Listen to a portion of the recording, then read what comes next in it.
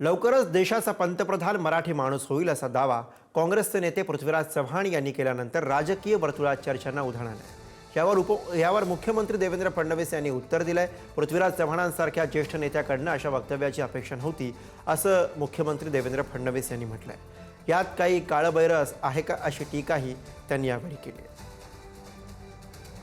मध्यंतरी मी एक छोटासा ट्विट केला, खूप गाजला। मी म्हटलं की कदाचित महिनाभरात मराठी माणूस भारताचा पंतप्रधान होईल। आता मराठी माणूस पंतप्रधान व्हायचा झाला तर आत्ता बसला माणूस त्याला बाजूला गेलं पाहिजे, म्हणून आधी मी अधोरेखित केलं की नाव न घेता बहुतेक बदल घडण्याची शक्यता मला दिसते। आणि जर बदल घडला तर काँग्रेसचा काही पंतप्रधान होणार नाही, कारण आमच्याकडे बहुमत नाही।